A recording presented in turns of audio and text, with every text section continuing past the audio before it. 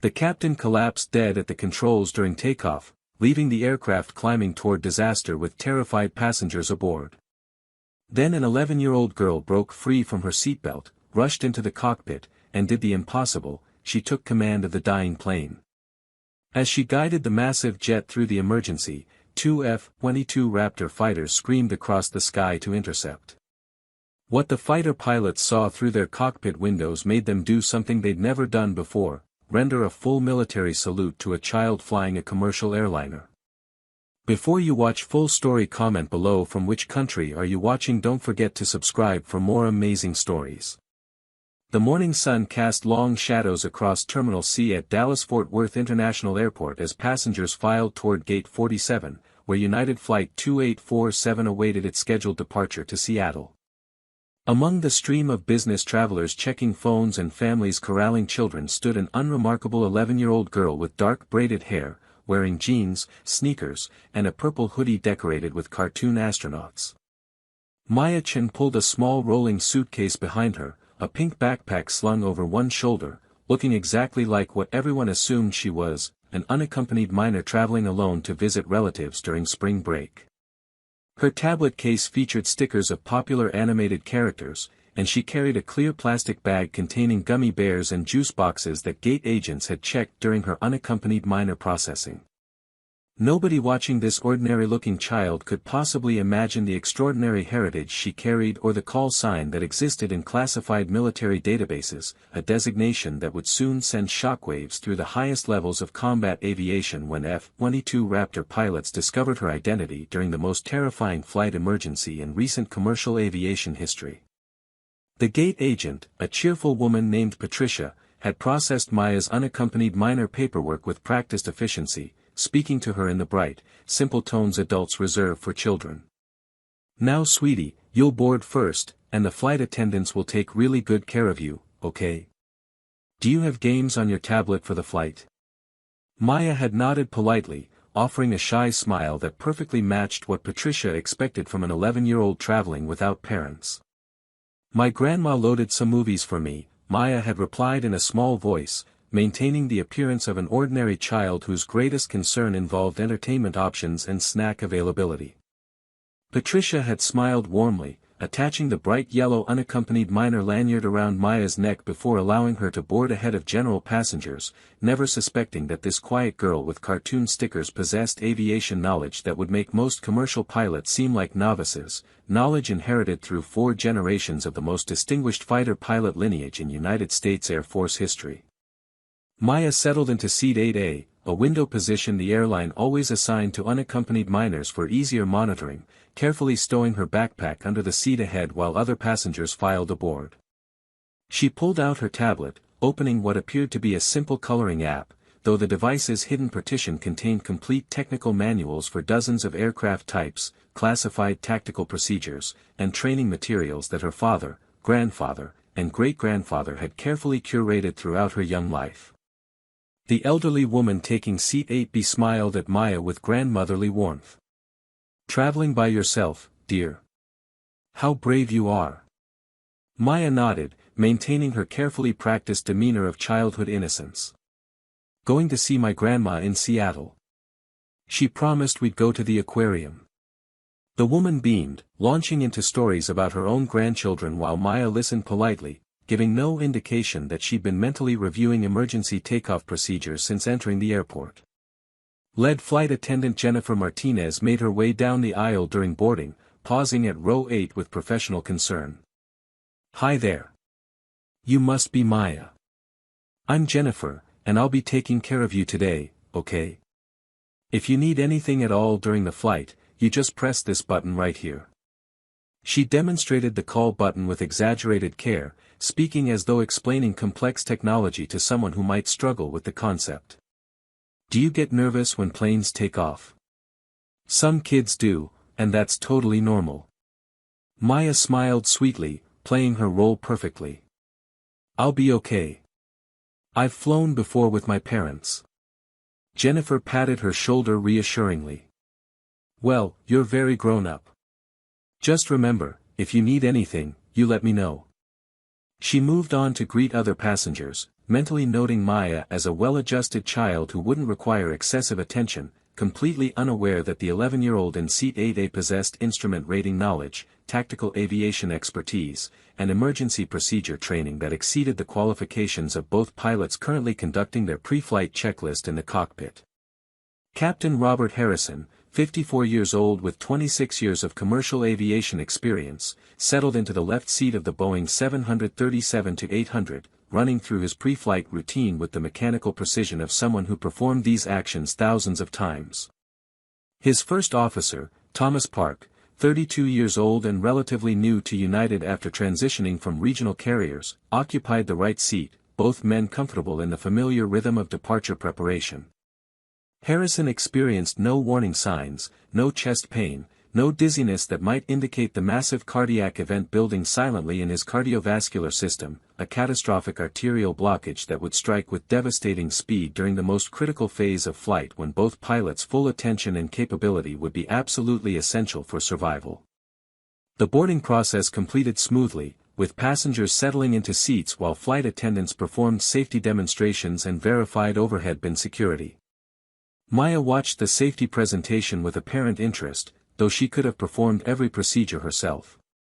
She'd memorized the Boeing 737-800's complete emergency systems layout during training sessions with her father, who believed that aviation knowledge should never be limited by arbitrary age restrictions when taught properly and seriously.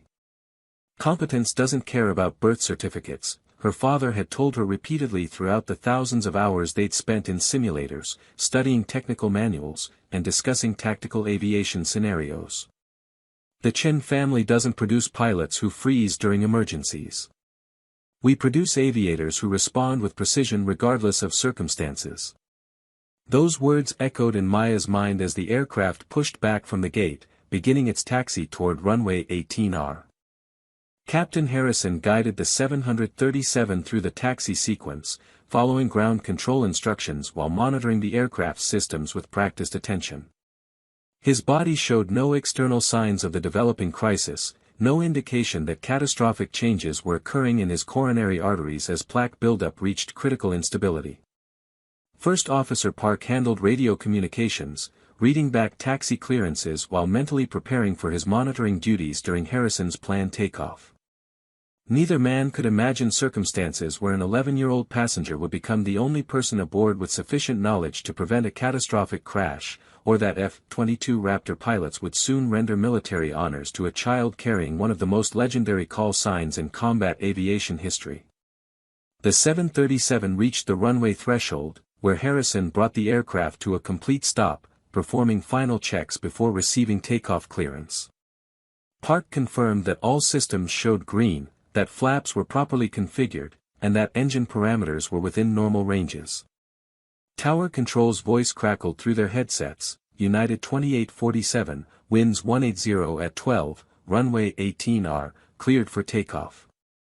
Harrison acknowledged the clearance, advancing the throttles smoothly while the aircraft began rolling forward, gathering speed as 75 tons of metal, fuel, and humanity accelerated toward flying speed. The runway lights blurred past as the 737's velocity increased through 80 knots, then 100, approaching the critical V1 decision speed beyond which the takeoff must continue regardless of problems because insufficient runway remained to abort safely. V1, Park announced as the aircraft reached decision speed, the point of no return where aborting the takeoff became more dangerous than continuing even if problems developed. Harrison maintained steady pressure on the control column, preparing for rotation as the airspeed indicator approached VR, the speed at which pulling back on the controls would lift the nose and commit the aircraft to flight. The engines roared at maximum thrust, consuming fuel at enormous rates while generating the power necessary to lift 62 passengers, 5 crew members, cargo, and fuel into the air. Everything appeared normal, all parameters within expected ranges, giving no warning of the catastrophic medical emergency about to unfold. Rotate, Park called out as indicated airspeed reached the calculated rotation velocity. Instead of executing the rotation, Captain Harrison's hands went rigid on the controls, his entire body seized by massive cardiac arrest as a complete coronary occlusion shut down blood flow to his heart. His face contorted in sudden agony, eyes widening with shock and pain as his cardiovascular system catastrophically failed. The control column remained in a neutral position instead of pulling back, leaving the aircraft accelerating down the runway past rotation speed without beginning the critical nose-up pitch that would generate lift and transition to flight. Park's head snapped toward his captain, instantly recognizing medical emergency but trapped in the nightmare scenario of a pilot incapacitation during the exact seconds when both hands and full attention were required on the controls. "Captain!" Park shouted, reaching across to grab the control column while simultaneously trying to assess Harrison's condition. The aircraft continued accelerating past flying speed, still on the runway but consuming pavement at terrifying rates while Park struggled to simultaneously handle the controls, process his captain's obvious medical crisis, and avoid the catastrophic crash that would result if he failed to execute the rotation properly with inadequate runway remaining.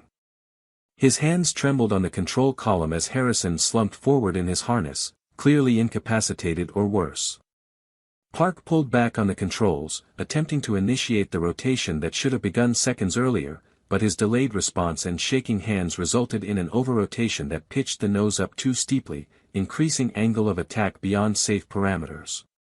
The stick shaker activated, warning of approaching stall conditions as the aircraft clawed into the air with dangerously low airspeed and excessive pitch angle, the worst possible combination during initial climb when the aircraft carried maximum weight and operated at the edge of aerodynamic capability. In Seat 8A, Maya felt the abnormal rotation immediately, her extensive training allowing instant recognition that something catastrophic had occurred in the cockpit. The excessive pitch angle, delayed rotation timing, and activated stall warning told her everything she needed to know: pilot incapacitation during takeoff with a struggling first officer who couldn't manage the emergency alone. Her mind shifted instantly from the persona of an ordinary child to the tactical clarity inherited from 4 generations of combat aviators, processing the situation with the cold precision her family had drilled into her since she was old enough to understand aircraft systems. The elderly woman beside her clutched the armrests, whimpering in fear as the aircraft shuddered and alarms echoed from the cockpit, but Maya's breathing remained steady, her thoughts crystalline clear as she unbuckled her seatbelt and stood despite the steep pitch angle and turbulence. "Sweetie, sit down," the woman cried out, reaching for Maya's arm, but the girl moved with purpose toward the cockpit, her small frame navigating the tilted aisle while other passengers screamed and flight attendants shouted for everyone to remain seated. Jennifer Martinez intercepted Maya near row 5, grabbing her shoulders with firm hands. "Maya, you need to sit down right now. It's not safe." Maya looked up at the flight attendant with eyes that suddenly held no trace of childhood innocence, her voice cutting through the chaos with startling authority. "Both pilots are incapacitated, and this aircraft is about to stall. I need to reach the cockpit immediately, or everyone on this plane dies in approximately 45 seconds. The absolute certainty in her tone, combined with the technical precision of her statement, shocked Jennifer into momentary paralysis as Maya pulled free and continued toward the cockpit door. The locked cockpit door represented an immediate obstacle that Maya recognized from her training. She pounded on the door with surprising force for her size, her voice projecting with command presence that seemed impossible from an 11-year-old. "First officer, this is Chen. Unlock the door immediately. I can help you save this aircraft." Inside the cockpit, Park struggled desperately with the controls, wrestling the over-pitched aircraft while Harrison's body slumped lifelessly beside him, alarms screaming from every direction as the 737 hemorrhaged airspeed in the excessive nose-up attitude. The pounding on the door barely registered through his panic until the voice penetrated his consciousness, a child's voice using terminology and command presence that seemed completely incongruous. "I don't have time for this." Maya's voice carried through the door with intensity that made Park's hand move toward the unlock mechanism almost involuntarily. "You're overpitched at 15 degrees with decreasing airspeed below V2 plus 10. You have less than 30 seconds before this aircraft departs controlled flight. Chen family, call sign Phoenix Legacy, for Generations Combat Aviation. Unlock this door now."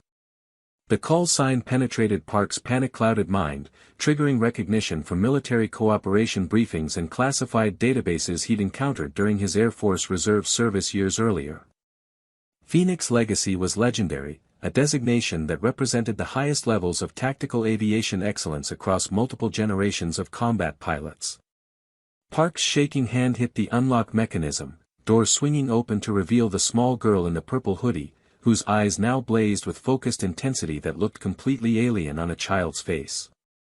Maya entered the cockpit without hesitation, immediately assessing the situation with a tactical evaluation that took less than 2 seconds. Captain Harrison was clearly dead or dying, slumped in his harness with gray skin and no visible respiration. First Officer Park was overwhelmed, hands locked on the control column with white-knuckle grip. The aircraft instruments told the critical story: airspeed bleeding below V2 safety margin, pitch angle excessive, engines at maximum thrust but insufficient to overcome the aerodynamic drag from improper attitude, and altitude barely 500 feet above ground with terrain ahead. First Officer Park, I'm taking the controls, Maya stated with absolute authority, her voice cutting through his paralysis.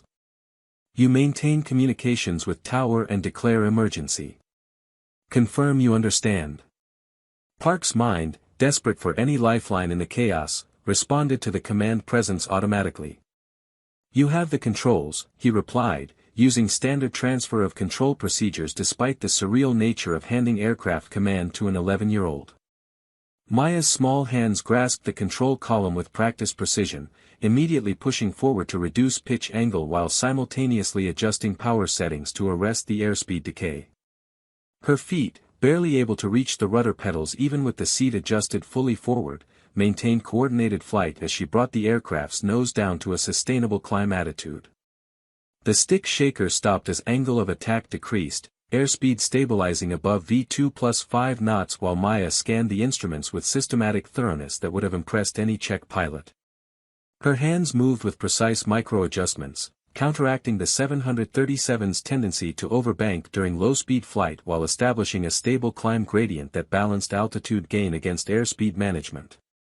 Tower, United 2847, declaring emergency, Park transmitted, his voice steadying as he focused on the assigned task. Captain medical incapacitation during takeoff, requesting priority handling and immediate vectors for return to field. The tower controller's response reflected instant recognition of the crisis severity. United 2847, emergency acknowledged, turn left heading 090, maintain 3000, emergency equipment rolling. Maya executed the turn with textbook precision, banking smoothly while monitoring airspeed and altitude with the constant cross-check pattern her father had drilled into her during thousands of simulator hours. Her small stature in the captain's seat created a bizarre visual contrast with the expert aircraft handling she demonstrated, every input smooth and measured as she flew the 737 with the confidence of someone who'd spent decades at the controls rather than 11 years on Earth. First Officer, I need you to verify flap setting and confirm landing gear status, Maya stated calmly, her eyes never leaving the instruments as she continued the turn. Also check fuel quantity and calculate landing weight for approach speed determination. Park responded automatically, falling into the role of supporting pilot while this impossible child demonstrated command capability that exceeded his own experience level. Flaps 5 degrees, gear up, fuel showing 64,000 pounds total, landing weight approximately 140,000 pounds. Maya processed the information instantly, her mind calculating approach speeds without need for charts or computer assistance. Confirmed. We'll need flaps 30 for landing with VREF of 138 knots. Set up for ILS-18R, we're returning to the departure runway. Jennifer Martinez stood in the cockpit doorway, her mind struggling to process the scene before her, the dead or dying captain slumped in his seat, the first officer handling communications while clearly in a supporting role, and an 11-year-old girl flying a Boeing 737 with expert precision. Maya, how are you doing this? Jennifer whispered. Maya's response came without removing her attention from the instruments, her voice matter-of-fact. For generations of fighter pilots, 200 hours in simulators, complete technical training since I was 6 years old. My great-grandfather flew P-51s over Germany, my grandfather flew F-4s in Vietnam, my father flew F-22s in classified operations. The Chen family doesn't raise children who can't handle aircraft emergencies. Now please return to the cabin and prepare passengers for landing. Park transmitted position reports to approach control while Maya continued flying the aircraft through the emergency return, her small hands making constant micro-adjustments to maintain precise altitude and airspeed as she positioned for the approach sequence. The reality of the situation began penetrating his shock. This 11-year-old was legitimately saving everyone aboard, demonstrating aviation skills that resulted from intensive training that military dynasties sometimes provided to their children. United 2847, turn left heading 060, descend and maintain 2000. Expect vectors for ILS-18R, approach control transmitted. Maya acknowledged the clearance and began the descent, reducing power while lowering the nose to establish a 500 foot per minute descent rate that felt smooth to passengers despite the continuing emergency. Her instrument scan remained constant, eyes moving in the trained pattern between airspeed, altitude, heading, vertical speed, and engine instruments while her hands and feet maintained coordinated flight. How long have you been training for this? Park asked during a brief lull in communications, his voice filled with awe.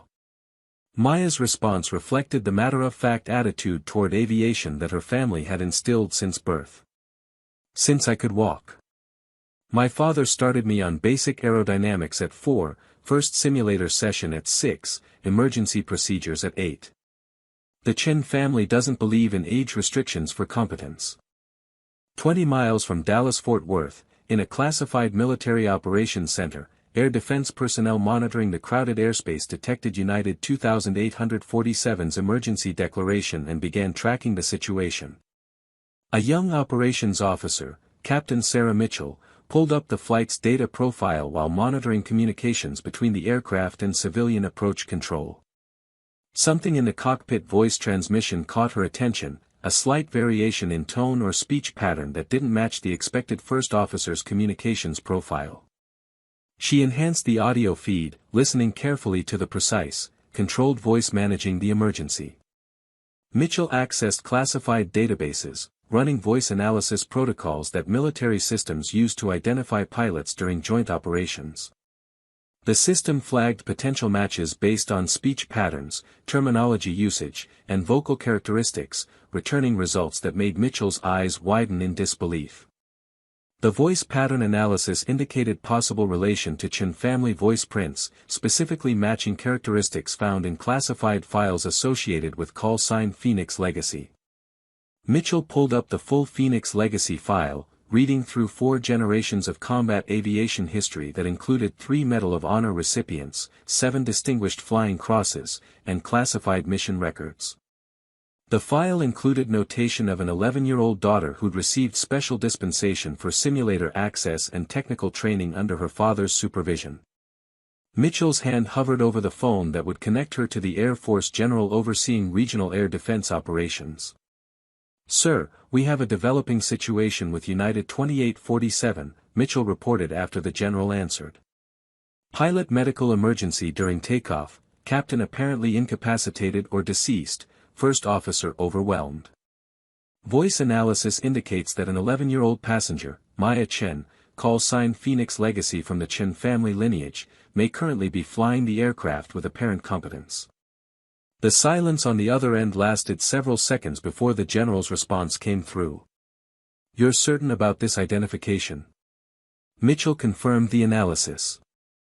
The general's next words reflected understanding of the Phoenix Legacy significance. "If that's actually Maya Chen at the controls, she's likely better qualified than half the commercial pilots in the sky. That family breeds aviators like the rest of us breed houseplants. Alert Langley, see if we can get F-22 confirmation." At Langley Air Force Base in Virginia, the 1st Fighter Wing maintained constant readiness with F-22 Raptor stealth fighters. The alert came through encrypted channels, requesting deployment of 2 F-22s to Dallas-Fort Worth airspace for visual confirmation and potential support of United 2847's emergency situation. Major James Viper Rodriguez and Captain Lisa Ghost Anderson received the scramble order while sitting alert in their Raptors, engines started and ready for launch within seconds. The unusual nature of the request became apparent as they reviewed the classified briefing: commercial airliner emergency with possible Phoenix Legacy family member at controls. Both pilots recognized the Phoenix Legacy call sign immediately, their respect for the Chen family lineage evident as they acknowledged the mission and initiated takeoff sequence.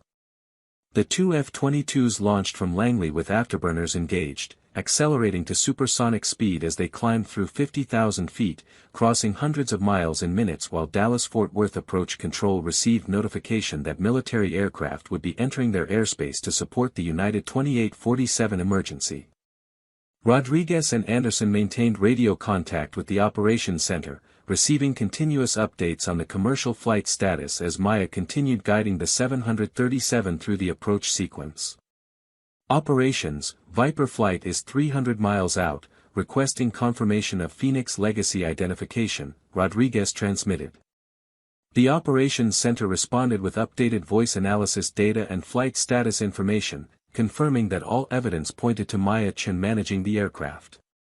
Maya continued the approach sequence with unwavering focus, configuring the 737 for landing as she followed approach control vectors toward the final approach course. Flaps 15, she directed Park, who complied immediately, extending the wing flaps to increase lift and reduce approach speed. The aircraft settled into the new configuration smoothly, Maya adjusting pitch and power to maintain the approach profile. Gear down, before landing checklist, Maya continued. Park lowered the landing gear, feeling the familiar thump and drag as the wheels extended into the airstream, then began reading through the before-landing checklist while stealing glances at this impossible child who flew the aircraft with greater confidence than he felt managing far simpler situations. United 2847, you're 12 miles from the marker, turn left heading 010, maintain 2000 until established, cleared ILS-18 our approach control transmitted. Maya acknowledged and began the final turn, aligning the aircraft with the localizer beam while monitoring the glide slope indicator.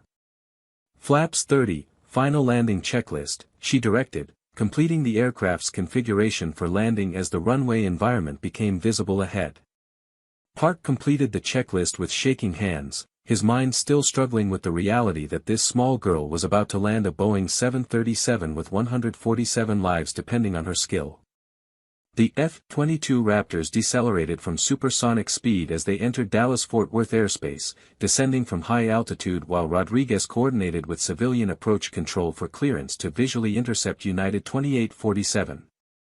The stealth fighters maneuvered into position behind and slightly above the 737, their advanced sensors providing crystal-clear imagery of the commercial aircraft configured for landing.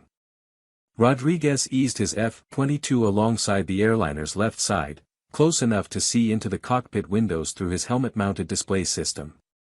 What he saw confirmed the impossible reports: a small figure in the captain's seat, hands on the controls, flying the aircraft with smooth precision while the actual captain slumped motionless in his harness. Operations: Viper has visual confirmation, Rodriguez transmitted, his voice carrying awe despite decades of combat aviation experience. I have positive identification of a minor, approximately 11 years old, female, actively flying United 2847 in the captain's position. Aircraft is configured for landing, approach profile appears stable and precise. This is the most remarkable thing I've seen in 20 years. Of tactical aviation. Anderson positioned her F-22 on the 737's right side, gaining her own visual confirmation while both fighter pilots processed the magnitude of what was occurring. Neither Rodriguez nor Anderson had truly believed that an 11-year-old could demonstrate actual commercial aircraft handling capability during a real emergency. The evidence before them proved otherwise. Maya maintained her focus on the approach, the F-22's presence noted but not allowing distraction from the critical task of landing the aircraft safely. The glide slope indicator showed perfect alignment as she descended toward the runway, making minor corrections to maintain centerline while managing airspeed and descent rate. 500 feet, Park called out, reading altitude from the radar altimeter while Maya's hands made tiny control inputs to counter a slight crosswind gust. 400 feet, airspeed 142 knots. Maya reduced power slightly, allowing airspeed to decrease toward her target VREF of 138 knots as the runway threshold approached.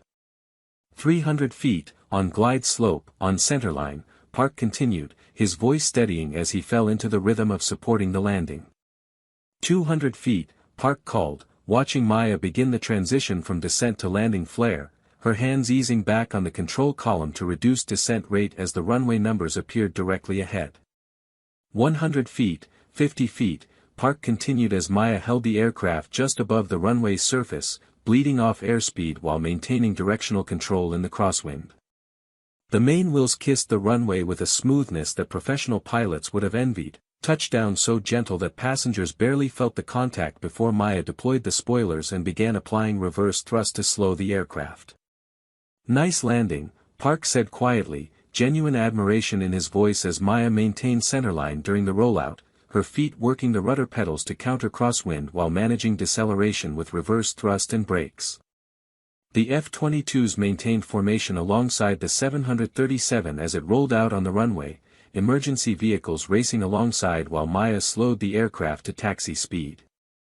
Rodriguez's hands moved to his helmet in the traditional military salute, holding the position despite being alone in his cockpit where nobody could see the gesture except through his wingman's cameras and his own moral compass that demanded recognition of extraordinary performance under impossible circumstances. Anderson followed Rodriguez's lead, both F-22 pilots rendering formal salutes to the 11-year-old who just demonstrated the kind of competence under pressure that defined the Phoenix legacy call sign across 4 generations. Operations, Viper flight rendering honors to Phoenix legacy, Rodriguez transmitted, his voice carrying emotion that tactical aviation rarely allowed. Request this event be entered into permanent record. What we just witnessed represents everything that call sign has meant for 80 years. Maya guided the 737 clear of the runway, following ground control instructions to the emergency response area where fire trucks and ambulances waited. She brought the aircraft to a complete stop, setting the parking brake before her hands finally released the controls, small fingers uncurling from the column they'd gripped through the most intense flight of her young life. Park stared at her, this impossible child who'd saved everyone aboard when both pilots had failed. "Maya," he said softly, "you just saved 147 lives. You're a hero." Maya's response reflected the matter-of-fact attitude toward competence that her family had instilled throughout her training. "I did what any Chin family pilot would do when people needed help. My great-grandfather wouldn't accept anything less than complete professional performance regardless of circumstances or age. That's what Phoenix legacy means." Emergency medical personnel entered the cockpit within seconds of the aircraft stopping, immediately beginning CPR on Captain Harrison despite clear indications that resuscitation would be futile. Paramedics escorted Maya from the captain's seat, checking her for injuries or shock while she explained calmly that she was physically fine and had completed all required emergency procedures. Federal Aviation Administration inspectors and airline officials boarded the aircraft, taking statements from Park and reviewing flight data while trying to understand the full scope of what had occurred. Park's initial report made the basic facts clear. An 11-year-old passenger with extraordinary training had flown the aircraft through a catastrophic emergency that killed the captain and overwhelmed the first officer, landing safely with no injuries beyond the captain's fatal heart attack. News media descended on Dallas-Fort Worth Airport within minutes, initial reports focusing on the pilot's death and successful emergency return before additional details emerged about the child passenger who'd flown the aircraft. Maya was escorted to a private area where FAA investigators, airline officials, and military liaison officers gathered to interview her and verify her training credentials. Her father, Colonel Michael Chen, received emergency notification while overseas on classified assignment, immediately initiating transport back to the United States while coordinating with authorities to protect his daughter from media exposure. The Phoenix Legacy file ensured that high-level military support activated immediately, generals and admirals intervening to shield Maya from public exposure while the investigation proceeded. Federal investigators reviewed Maya's training records, finding documentation of simulator hours, ground school completion, and emergency procedure expertise that exceeded many commercial pilot candidates despite her age. The Chen family's unique status and historical contributions to military aviation had enabled training access that would have been impossible for ordinary civilians. The records showed systematic, professional training conducted over 5 years, building Maya's knowledge and skills through the same progression used for military pilot development but adapted for her age and physical limitations. The National Transportation Safety Board launched a full investigation into Captain Harrison's death, examining medical records and autopsy results while analyzing the takeoff sequence and subsequent emergency handling. The cockpit voice recorder provided chilling documentation of Harrison's sudden incapacitation during rotation, Park's struggle with the emergency, and Maya's calm intervention that prevented certain catastrophe. The flight data recorder showed the over-rotation and near-stall condition followed by Maya's expert recovery, her subsequent approach and landing meeting every parameter for professional performance. NTSB investigators privately acknowledged that Maya's intervention had saved the aircraft when all other factors pointed toward inevitable crash with total loss of life. Major Rodriguez and Captain Anderson submitted formal reports documenting their visual confirmation and the honors they'd rendered, requesting that Maya Chen receive official recognition for her actions. The Air Force Chief of Staff authorized a classified commendation that would remain in Maya's permanent military record once she reached age for service, ensuring her actions received appropriate recognition within the military community that understood her family's unique status. Rodriguez and Anderson both noted that Maya's performance under pressure demonstrated precisely the qualities that the Phoenix Legacy call sign had represented for 4 generations: absolute competence, unshakable composure, and commitment to completing the mission regardless of circumstances or personal limitations. Passenger reactions ranged from shock to gratitude as they learned that an 11-year-old child had flown them safely through an emergency that killed the captain and overwhelmed the remaining crew.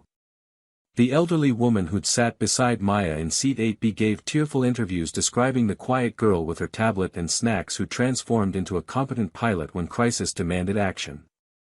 Other passengers struggled to reconcile the image of a child in a purple hoodie with the professional aviator who'd saved their lives. First Officer Park submitted detailed statements praising Maya's intervention and acknowledging that he'd been overwhelmed by the combination of Harrison's sudden death and the critical takeoff emergency. His honesty about his own limitations and Maya's superior performance earned respect from investigators. Park requested permission to write a formal letter of commendation for Maya's actions, wanting her permanent record to reflect the gratitude of someone who'd witnessed her competence firsthand while sharing the cockpit during the most terrifying flight of his career. Captain Harrison's family received overwhelming support from the aviation community while also learning about Maya's intervention that prevented their husband and father's death from killing 146 additional people. Harrison's widow, herself a retired flight attendant, expressed profound gratitude that Maya's training and courage had prevented the catastrophic outcome that would have resulted if the aircraft had crashed. She met privately with Maya and Colonel Chen, thanking them for ensuring that her husband's medical emergency didn't become a mass casualty event. Colonel Chen returned from overseas assignment to find his daughter at the center of international attention despite military efforts to shield her from media exposure. He reviewed the investigation records with professional thoroughness, verifying that Maya had followed all procedures they'd trained together. "You honored the family legacy," he told her privately, his words carrying weight from the generations of combat aviators who'd established that legacy through decades of service and sacrifice. "Your great-grandfather would have been proud. You demonstrated that competence and courage don't require age or certification, only proper training and commitment to doing what's necessary regardless of personal fear or doubt." The Phoenix Legacy call sign's significance extended beyond Maya's individual actions to represent the broader question of how military aviation culture transmitted excellence across generations. The Chen family's approach to training their children defied conventional wisdom about age-appropriate education, instead treating aviation competence as a family tradition to be passed down through rigorous instruction that began in early childhood. Critics argued that children shouldn't be exposed to intensive technical training regardless of family tradition, while supporters noted that Maya's life-saving intervention proved the effectiveness of comprehensive education when conducted properly with professional oversight. Federal authorities ultimately determined that no criminal charges or civil penalties were appropriate given that Maya had acted during genuine emergency circumstances with no intent to violate regulations, her intervention clearly preventing catastrophic loss of life. The FAA issued private guidance confirming that emergency necessity doctrine covered Maya's actions while cautioning that her case couldn't establish precedent for general child aviation operations. Legal scholars recognize the careful balance these agencies struck between acknowledging reality and avoiding creation of problematic precedents. Maya returned to her normal life after the investigation concluded, the intense media attention gradually fading as new stories captured public interest and authorities enforced privacy protections. She resumed her education, continued her aviation training with her father during his deployment breaks, and processed the trauma of Captain Harrison's death and the emergency that had thrust her into international attention. Child psychologists found remarkable resilience that they attributed to both her family's emphasis on emotional control under pressure and a clear understanding that her actions had saved lives rather than contributed to tragedy. The commercial aviation industry quietly revised training protocols based on lessons learned from the incident, emphasizing the importance of first officer proficiency during captain incapacitation scenarios and reviewing medical screening procedures for pilots with cardiac risk factors. Airlines enhanced simulator training for pilot death or total incapacitation during critical flight phases. The industry never publicly acknowledged that an 11-year-old had exposed these training deficiencies, but internal documents and training revisions reflected lessons learned from United 2847's emergency. Military aviation communities incorporated the incident into their internal training discussions, using Maya's performance as an example of how proper education and family aviation culture could produce remarkable capability even in individuals who defied normal expectations about age and experience requirements. The case became legendary within military aviation circles, whispered about in ready rooms and training facilities as the time an 11-year-old had demonstrated what the Phoenix Legacy call sign truly meant when circumstances demanded absolute competence regardless of personal limitations. First Officer Park underwent counseling to process Captain Harrison's death and his own performance during the emergency, working through survivors' guilt and professional doubt about his capabilities. He eventually returned to flight status, carrying forward the lessons learned from the incident while maintaining private correspondence with Maya and Colonel Chen. Park never forgot the image of small hands expertly managing the controls that he'd struggled to handle, the lesson providing both humility about the limits of his own competence and inspiration that age didn't determine capability when training was sufficiently rigorous. Maya's future remained unwritten as she continued her education and aviation training, the Phoenix Legacy call sign now carrying her own chapter alongside the three previous generations who'd established the family's legendary status. Her father ensured that she understood both the privileges and responsibilities that came with the family tradition, emphasizing that her emergency performance had created expectations and attention that would follow her throughout her life. "You've proven that the Phoenix Legacy means something beyond historical records and family stories," Colonel Chen told her. "People will remember that an 11-year-old Chen family member saved 147 lives when circumstances demanded competence and courage."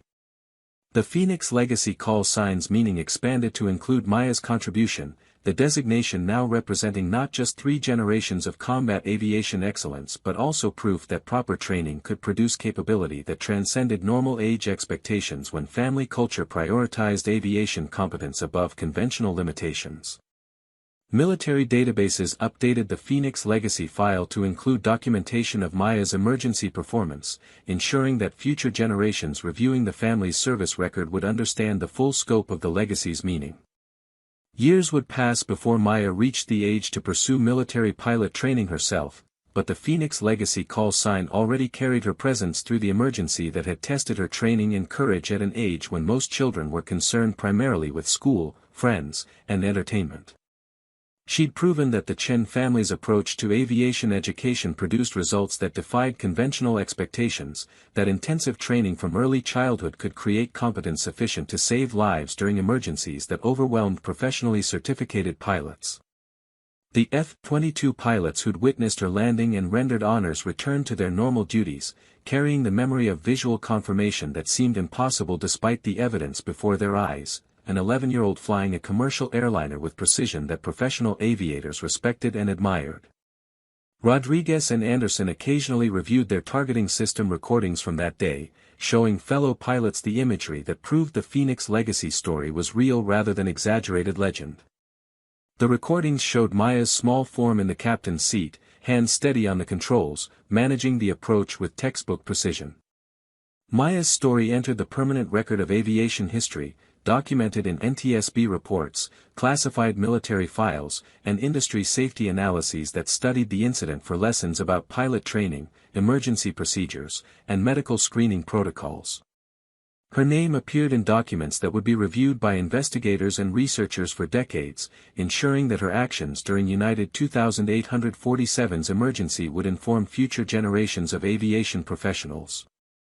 The Phoenix Legacy call sign would be remembered not just for combat missions and classified operations but also for the day an 11-year-old demonstrated that aviation excellence could emerge during commercial flight emergencies when proper training met desperate necessity. The final tally told the story with stark simplicity: one pilot dead from sudden cardiac arrest during the most critical phase of flight, one first officer overwhelmed by catastrophic emergency during takeoff, 147 passengers and crew saved by an 11-year-old girl whose family had trained her to handle exactly the kind of crisis that conventional wisdom insisted could never occur. Captain Robert Harrison had died serving passengers to his final moment, his sudden medical emergency beyond any ability to predict or prevent. First Officer Thomas Park had struggled valiantly with impossible circumstances, maintaining enough composure to accept help from an unexpected source when his own capabilities proved insufficient.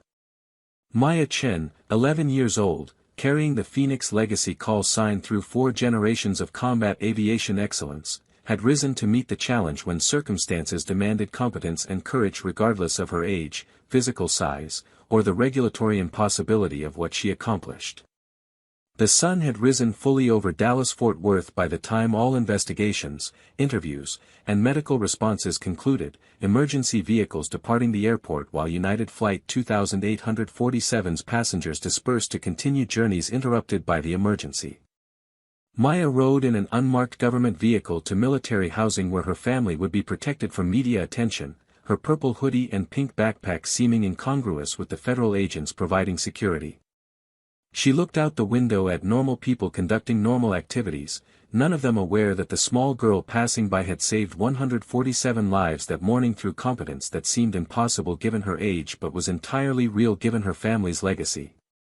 The Phoenix Legacy call sign would be remembered.